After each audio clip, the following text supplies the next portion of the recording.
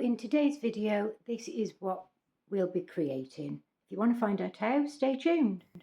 So today we're going to do like a dual tone effect. So we're going to start off by pouring some clear into this skull and then putting some of this interference powder into the clear, letting that cure.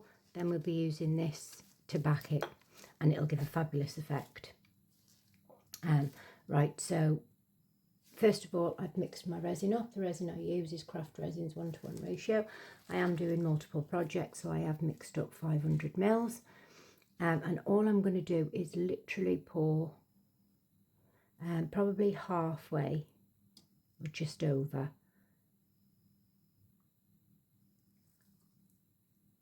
There we go. And then I'm going to pour some into this little cup because this is going to be our interference powder.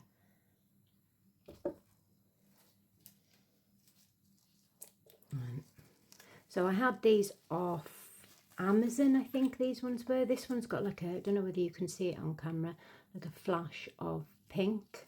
Yeah, so I haven't used this. The only problem was, like I say, they didn't come with any colours on them. So I've literally got to experiment and find out what colours they are. It's only because you can see certain ones with the shift. I think there's a blue, this purpley kind of colour, a green, a gold, and I don't know what the others are. So it's just a white, interference powder is just a white powder. All links are in the description as always. I'm just going to pop a little bit of this in there. So a little tip, knowing how this project turned out, that was way too much powder for what I needed. So next time I'm definitely use a little bit less. I'm just going to get my stick, give it a bit of a mix. Oh, look at that already. Is the camera? Yeah, I don't know if the camera's picking that up properly, but it's gorgeous. It's got like a purpley kind of shimmer. So the aim is for this to go into the clear, so you'll only see bits of this. And the reason I'm using this purple powder is because of the colour of this. I think it's a really good match, making sure that it's all off the edges because we don't want any clumps. So with mica powder, you've got to really be careful that there's no clumps in it.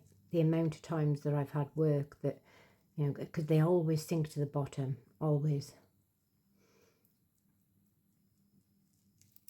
So if you haven't already subscribed, if you can hit that button, I'd really appreciate it. It helps my channel out massively. And these are relatively cheap as well, these interference powders. Let me just give that a squirt of alcohol to get the bubbles out. I'd only just mixed my resin up, so I'm just making sure that there's not loads and loads of bubbles. So I'm just going to let that sit and degas for about 10 minutes and then I'll be back. We've got our interference powder. Give it another quick mix. I did mix it off camera because if you leave mica powder to sit for a while, the bits will always float to the top. So that's been left to degas, and I'm literally going to pour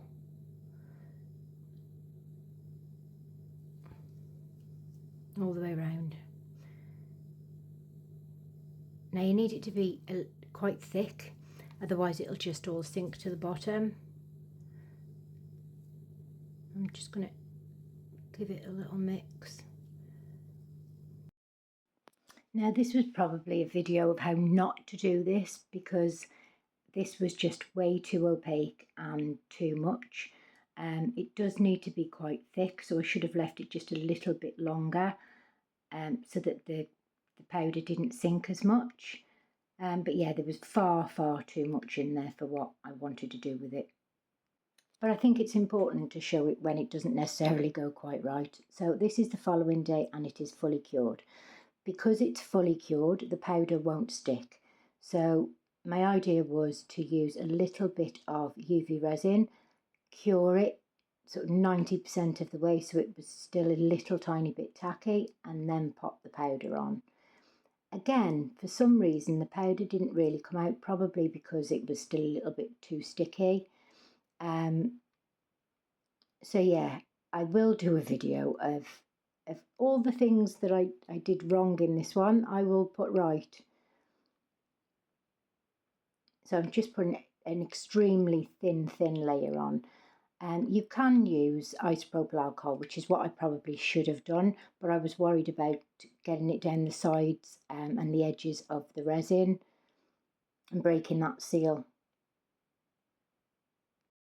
So because this is UV resin, it needs a UV lamp or light of some sort to cure it.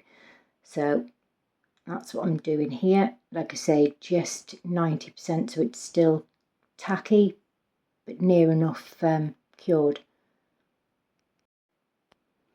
So now that's done, I'm getting the powder and I've got a makeup brush and I'm liberally wiping it up, but trying to burnish it into the cured resin. And I am using quite a lot because I want you to be able to see it. And then we're going to back it with some black resin. This did take a bit because I did want to get it all over and quite thick, so I'll just speed this up for you. Georgie's gorgeous gift, so fine. Every piece uniquely mine.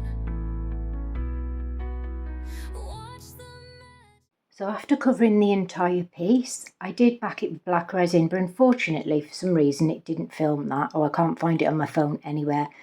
So this is the following day and ready for demould.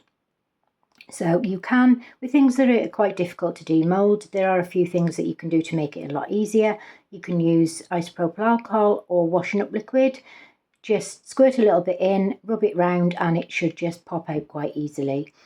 So this is the finished piece. We have got a lot of sinkage here, which I did sort of gather that we would get because it was far too much powder. I also stirred it and I shouldn't really have done.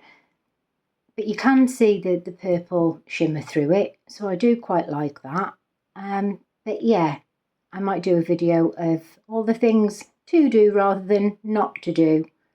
Hope you've liked this video. I've been Tony from Georgie's Gorgeous Gifts. I'll leave you with some glamour shots. Stay safe and happy crafting. See you next time. Bye. Creating pieces that make a stand. Personal touches, handmade dreams. Resin shines where sunlight gleams. Georgie's gorgeous gifts, so